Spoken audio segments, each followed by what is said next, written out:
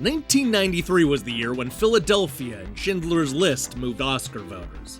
It was also the year when Seinfeld came into its own and started to dominate at the Emmys, all while Whitney Houston was sweeping up at the Grammys.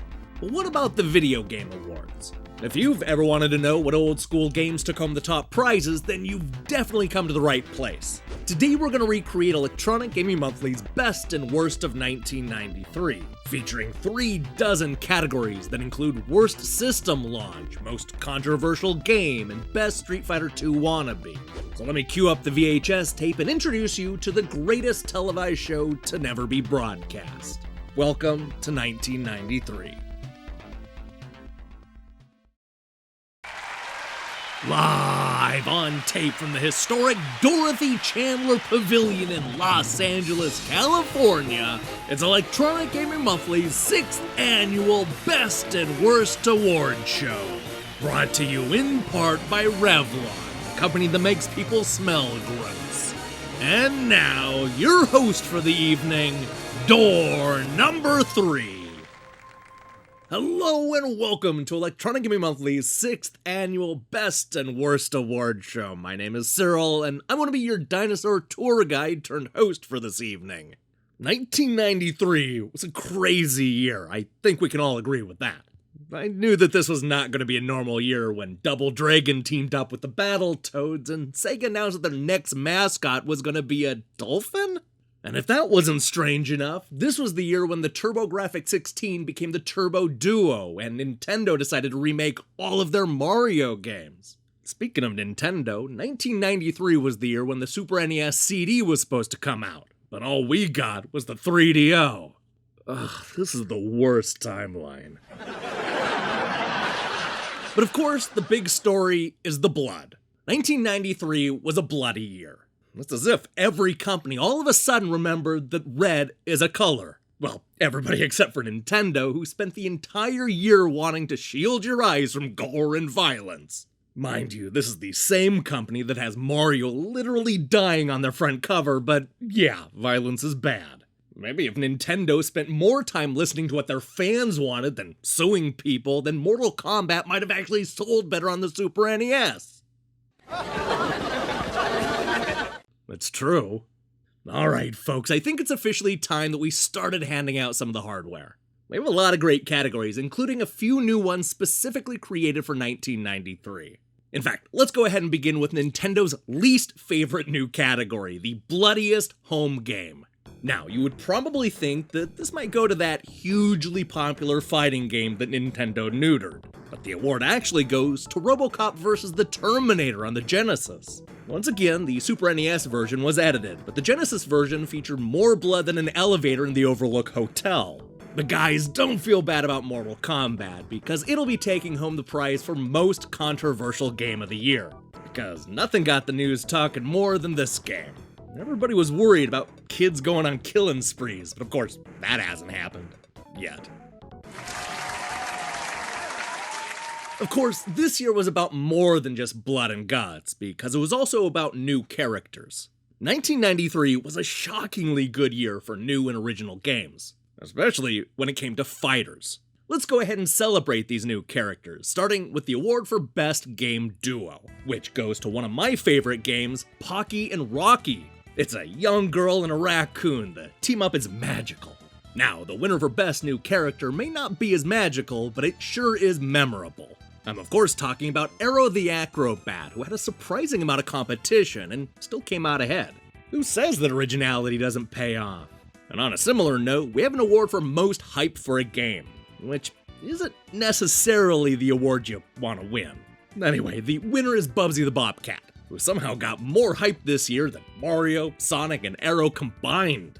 Accolade even sent EGM a cake to celebrate his birthday. Too bad this game didn't live up to the hype. On the topic of characters, I think that this is probably the right time to talk about the sexy men and women that made gaming steamy this year. Let's start out with the hottest game babe, which goes to Cammy from Super Street Fighter II. What happened to Chun-Li, you might ask? Well, EGM worries that she's getting a little too old, so I guess her days of being video games it girl have come and gone. Also, in the category of hottest game hunk, the unanimous winner is Goro, the super hunk from Mortal Kombat. Just look at those abs. Alright folks, we need to talk about THQ. We make a lot of jokes here at the Best and Worst Awards show, but I feel like there are some topics that need to be taken seriously. THQ's awful quality control is definitely one of those topics. This year they won the prize for Game Company with the worst reputation, thanks in large part to games like Home Alone and Wayne's World. But don't feel too bad for the company, because they're also the winners of Most Improved Game Company, though for dubious reasons. When you go from 0 to anything, the increase is very large. The EGM editors like THQ's take on the Lawnmower Man, and at least that's a start. Perhaps THQ should take a page out of Interplay's book, because their Clay Fighter marketing campaign is the winner of this year's Best Ad. This was an incredibly clever campaign that parodied a number of Mortal Kombat advertisements. It perfectly set the tone and let gamers know exactly what kind of fighter they're going to be getting into. And speaking of advertising, Aladdin is the big winner for Best Movie to Game. I think it's safe to say that Sega, Virgin, and Disney pulled off the impossible by perfectly recreating the movie as a state-of-the-art cartridge. I doubt we'll ever see a version of Aladdin that's better than this. And on a related note, Home Alone 2 takes home the top prize for Worst Movie to Game. Now, this is not to be confused with the Home Alone 2 that won Worst Video Game Sequel last year, because this is a completely different game on the Genesis. I guess when Sega saw how bad the THQ version was, they said, "Hold my drink, we can make an even worse game." And they did. Now, for the next batch of categories, my lawyer has advised me to watch what I say. You know a thing or two about that, don't you, Kevin? In the category of most lawsuits, Nintendo is once again the big winner. This marks the 4th win in 5 years, which is a somewhat dubious honor, to say the least. This time around, Nintendo wins because of their feud with Atari, and then going after the companies making counterfeit arcade cabinets. On a happier note, Sega is the winner for Best Lawsuit Results, a follow-up of sorts to last year's Most Lawsuits win. While we'll probably never know the full details, it appears that Sega's suit against both Codemasters and Accolade have been resolved and everybody is happy. How did this happen? I don't know, but it appears that both Accolade and Codemasters are now Sega licensees. Not bad when a lawsuit become a Sega partner. And while we're on the topic of categories I despise to my core, we might as well rip off the Band-Aid and talk about the best trick that didn't work. The good news is the winner isn't some stupid EGM Photoshop job. Unfortunately, the bad news is the winner of the 1993 code is for a 1992 game. Let me explain. EGM published a very real Game Genie code that would supposedly let you play as the bosses in Street Fighter II. It basically just combines the bodies of the bosses and then the moves of other characters, and then it would break after a round or two. If you bought a cheat device just to play as M. Bison or Vega, then you'll likely feel pretty terrible right about now. Now, after several years of exciting console launches, 1993 was a bit of a letdown. In fact, the year was so disappointing that we've decided to get rid of most of the system awards. The one we're going to keep is Worst System Launch, because that's the best way to describe the 3DO. Remember how people complained when the Super NES was too expensive at $200? Well, the 3DO is $700, and the killer app is an encyclopedia. I think it's safe to say that the system is dead on arrival. Also DOA? The war over the 4-player adapter, which is the winner of the dumbest peripherals category. In case you missed it, both Sega and Electronic Arts created their own 4-player adapters for the Genesis, and they aren't interchangeable.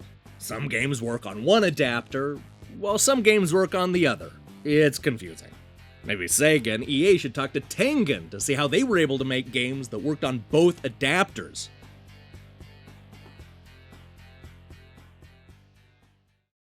Go ahead, stretch it out, give it all you got. It's Super Netball, yeah, sizzling hot. Scratch it, catch it, don't let it drop. Super Netball, take your best shot. Play Super Netball, the action shoot and catch game with a power stretch net that sings a swish Super Netball over 100 feet. Super Netball, yeah, it's super hot. Super Netball, another great squish product from Cap Toys. Who else? Cool things happen in the morning with the warm taste of Kellogg's Pop-Tarts.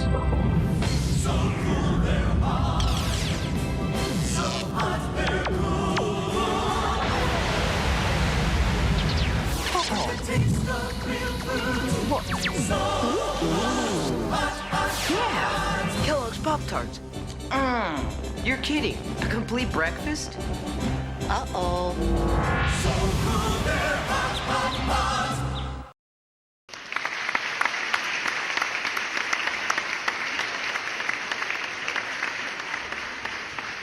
Welcome back to Electronic Gaming Monthly's Best and Worst of 1993.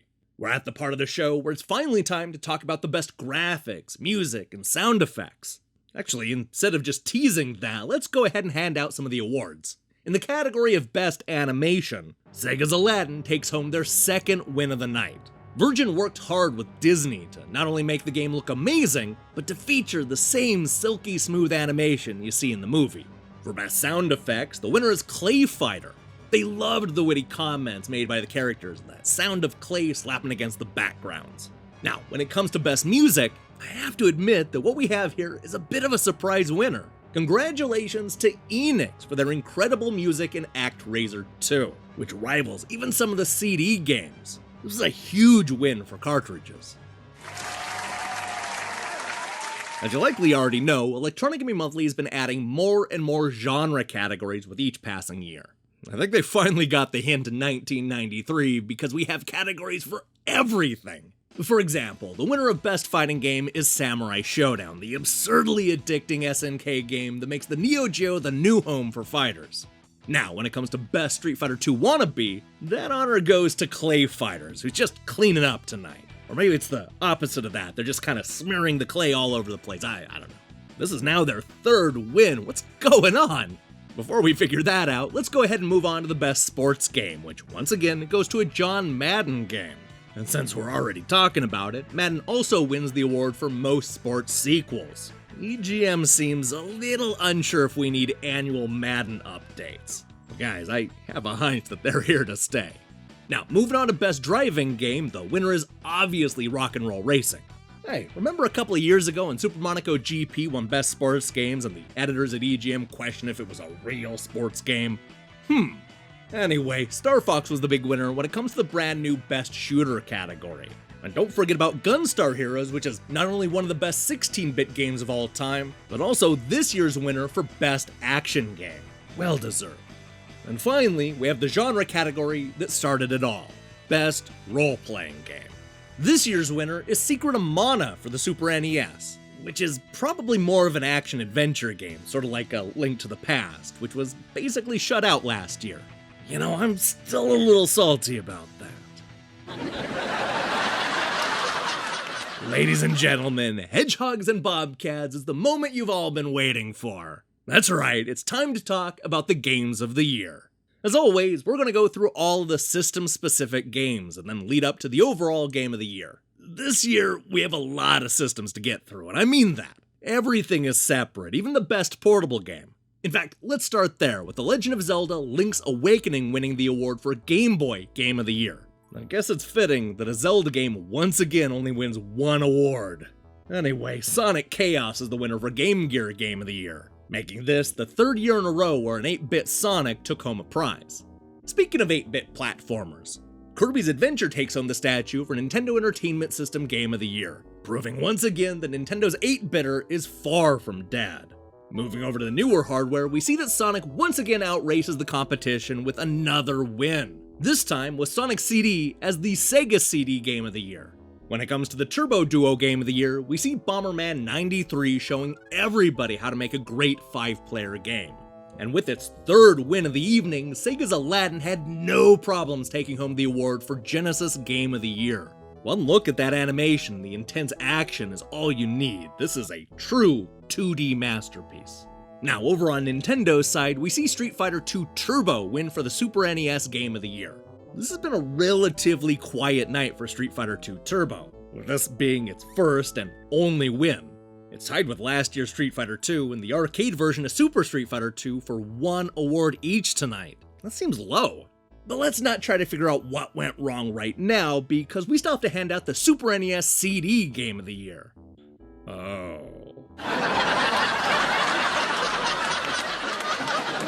Well, I guess that means that we only have the Neo Geo Game of the Year award left to hand out, which just so happens to be EGM's overall Game of the Year, Samurai Showdown.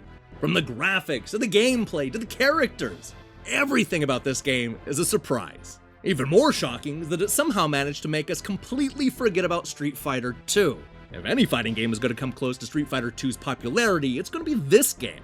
This is a game that has to be seen to be believed.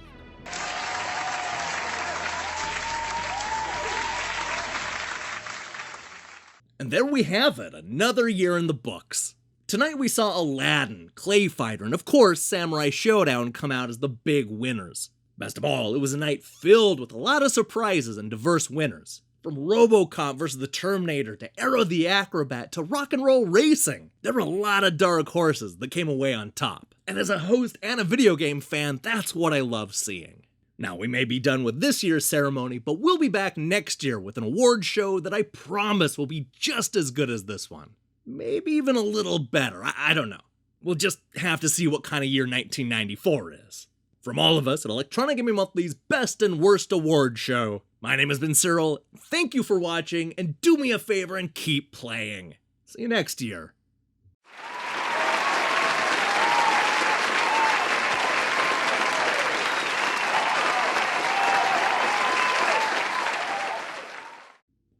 Hey, thanks for watching this episode of Electronic Gaming Monthly's Best and Worst Award Show.